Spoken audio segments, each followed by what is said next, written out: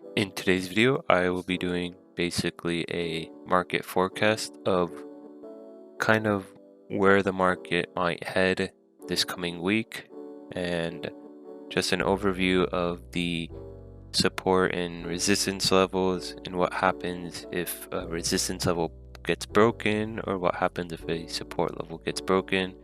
And today's going to be a very short video because I'm just talking about those levels and kind of seeing or kind of figuring out where the market wants to go next week or this coming week.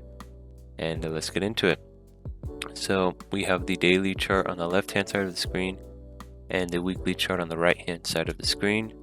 Let's start with the daily first. So as you can see, we have a resistance zone from 17,793 to 17,703, and price on the daily has closed below the fast moving average, meaning that in order for us to truly look for longs, we want to get back above the fast moving average on the daily. And on the daily chart, we have a lot of room to run down to 17,145, or the bright green moving average, which this is a 400-point short move, which would be really good for shorts. On the weekly chart, we have support from 17,300 to 17,000 or so, 17,100, 17,000, around there. And if we break this support level on the fast moving averages on the weekly, we have a lot of room to run down to 16,300 or around the 16,000 level, which if it breaks to 16,300 on the bright green moving average, it will most likely come to the middle of the two moving averages, which is around 16,000.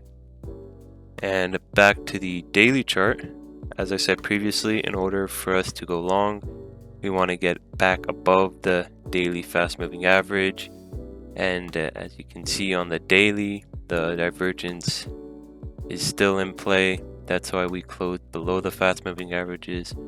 And we have our resistance level on the 17,703 to 17,793.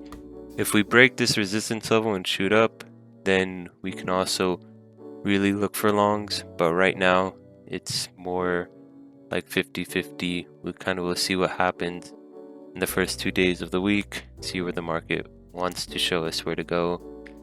And yeah, that's basically it. We have room to run down to the bright green moving average. If we break this support level, we will probably definitely shoot down to the bright green moving average. And because of the divergence as well on the weekly, so there's signals for shorts, signals for longs. We will see what happens this coming week. And let's have a good trading week. Make sure to like, subscribe, and I'll see you guys next time.